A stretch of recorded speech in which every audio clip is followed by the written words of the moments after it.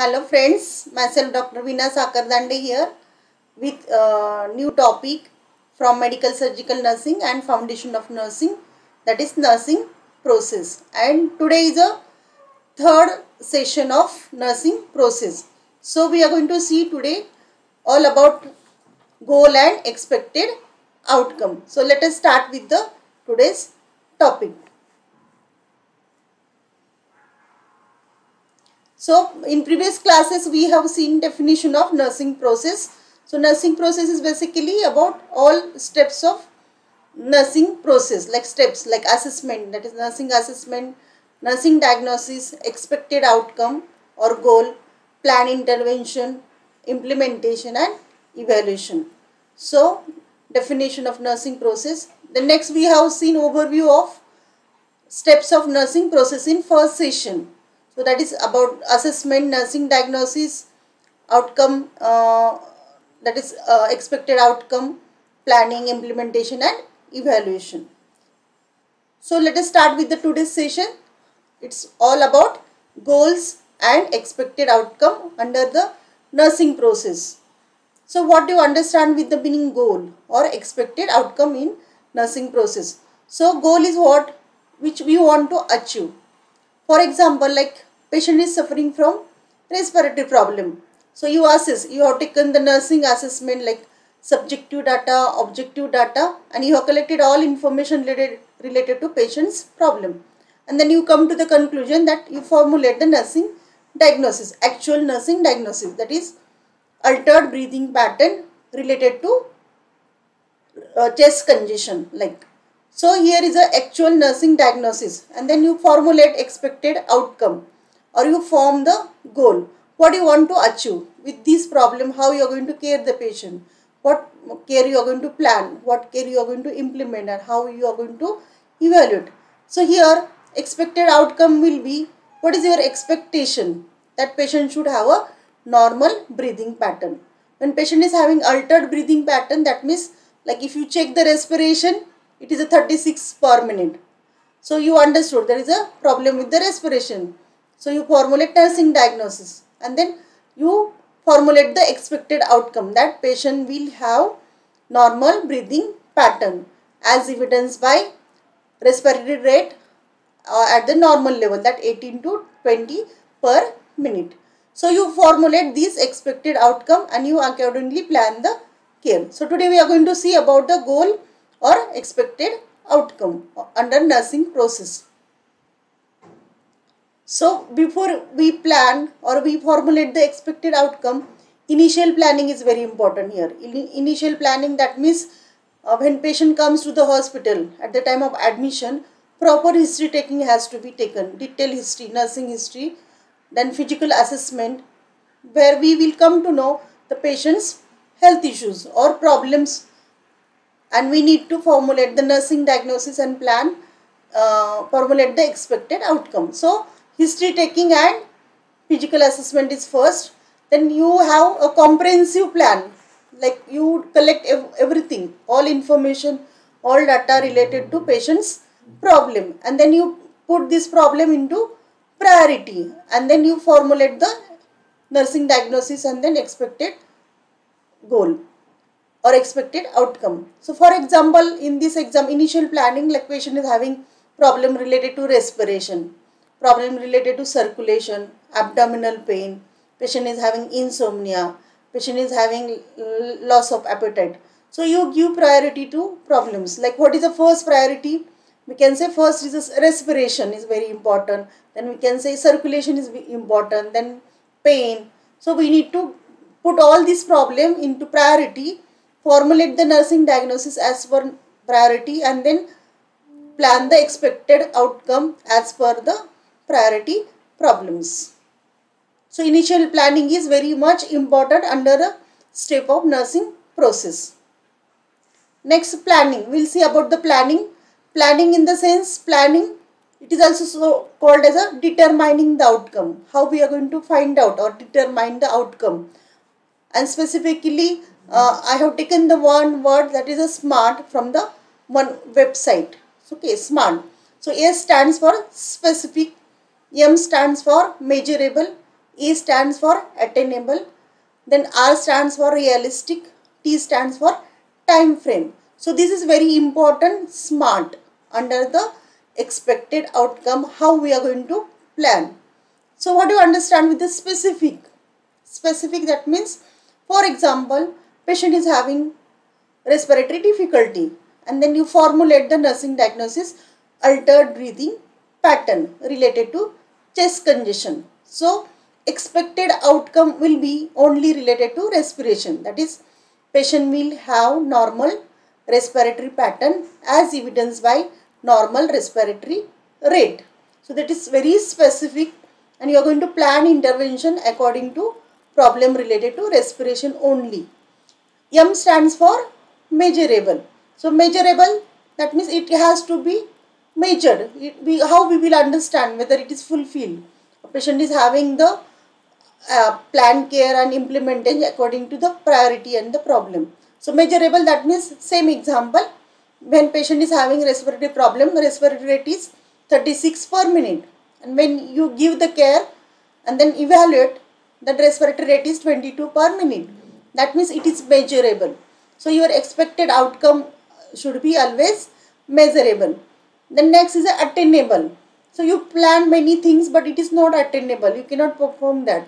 What is the use of that? So it should be attainable. Like whatever care you plan, like giving the Fowler position, assessing the respiratory pattern, then oxygen, checking the oxygen saturation, then oxygen therapy, nebulization, steam inhalation. It should be like nurses can perform these procedures. So it is attainable. Whatever you plan, whatever you implement, and whatever you evaluate, it should be attainable. Then realistic. It should be like with the existing problems. When patient is having some problem, it should be actual or realistic, and time frame. During that time frame, you should able to perform that procedures to achieve the expected outcome. So this is a planning, determining the outcome of the expected outcome, that is SMART, that is specific, measurable, realistic, and time frame. Next is how we are going to establish the priorities. Already I have given one example. So you need to identify what is the immediate problem. We need to give the attention. What is the immediate problem? Whether it is related to respiratory problem, whether it is related to insomnia, or it is related to lack of nutrition. So here the respiration is a priority. So you should give the immediate attention to the problems, and you should identify that. Then what is your responsibility? How you are going to handle this? If you are not able to handle, whom you are going to allot that procedure or problem, tackling with the problem. Then health problem is most important. Which problem is most important and which is this? So you should able to identify. Then again, highest, what is the priority at the top level, topmost level? You should able to understand the topmost priority of the patient. You should not give more attention to like insomnia or loss of appetite. You should give attention to the respiratory problem, pain, or problem related to circulation to save the life of the patient. So you need to establish the priorities of the patient. Next is when we say Maslow's hierarchy, we need to consider this Maslow's hierarchy in the nursing process also. So like when we see the Maslow's hierarchy, physiological need is first, then safety, love and belonging, self-esteem is then fourth one, and self-actualization, whatever it is given here. Okay. So physiologic, that means, for example, physiologic need is first. Like again I will use same word, respiration, circulation. So which are the physiological need? Then safety of the patient is second priority. Love and belongingness, that is counseling, talking with the patient, psychological support is third one. Self-esteem, that respect to the patient, like providing the privacy to the patient, talking with the patient, explaining procedure before you start with the procedure, and self-actualization. So we should consider Maslow's hierarchy in the nursing process when we plan with the expected outcome. Next is very important, formulating the goals. How we are going to formulate the expected outcome or goal, and there are specific purposes to formulate expected outcome. So here first I have given to provide the individualized care. So when we say individualized care, or it is a care given to each individual, will be different. As we know, every human being is unique. Their need will be different, their priorities will be different, problems will be different. So we should provide individualized care. It should not be very like general care to everyone. There should be specification of each care given to the individual patient. To promote the client's participation, it is very important before you plan the nursing process or expected outcome. You should consider patient's willingness, whether patient is ready to accept that procedure, whether patient is ready to do the procedure or accept the care. So promote the client participation. Then plan care that be realistic and measurable. Already we discussed, it should be a realistic and measurable. To select the evidence-based nursing care. So next purpose for formulating the expected outcome, it should be evidence-based. There should be some evidence. So then we can plan the care. Without evidence, without any health issues, we cannot plan the nursing care. Then select evidence-based. Next is a communicate the plan of nursing care. It should be, we should able to communicate that care. Whatever care is given, it should be recordable. It should be communicable. So that is a expected outcome purposes. Next, how to write outcome. How to write nursing, under nursing process, expected outcome. So first point under the writing, that is nurse must focus on the client. It should be always client oriented. Expected outcome should be always client oriented or patient oriented. We should involve the patient in care and planning the nursing process also.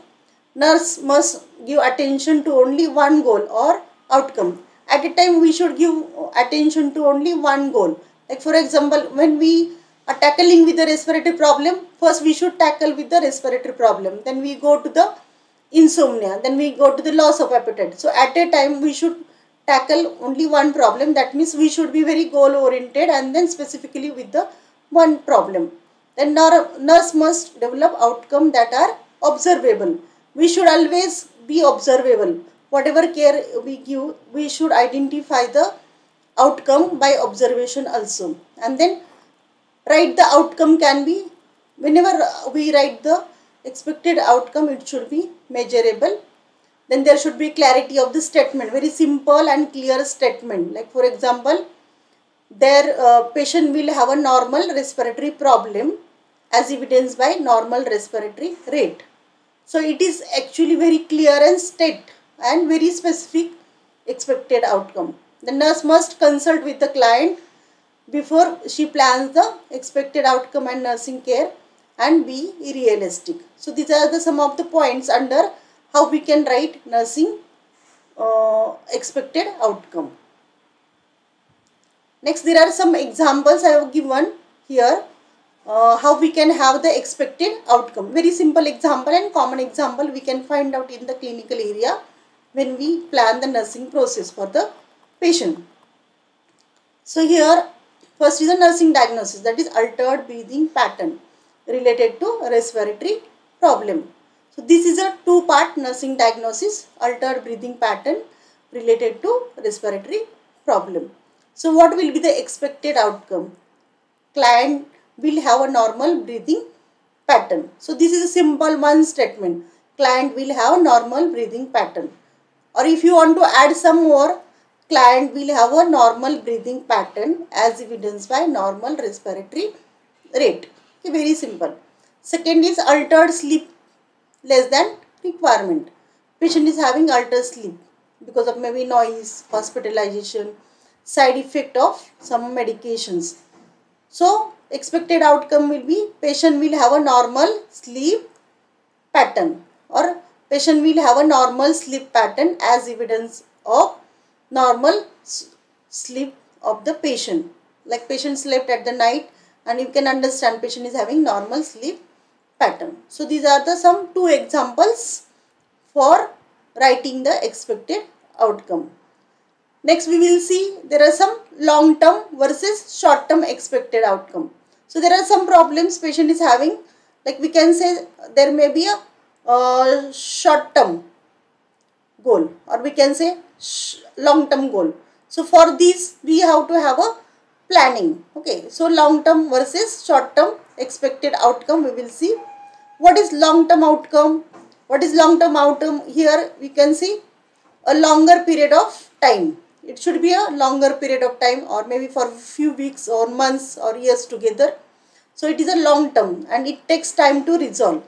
So this long term outcome should be resolved, or it takes some time, and short term maybe few hours or few days, and usually maybe less than a week.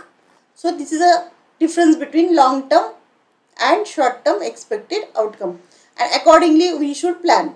So one example of long term outcome, like patient is having non-healing wound, like patient is suffering from diabetes mellitus and having non-healing wound.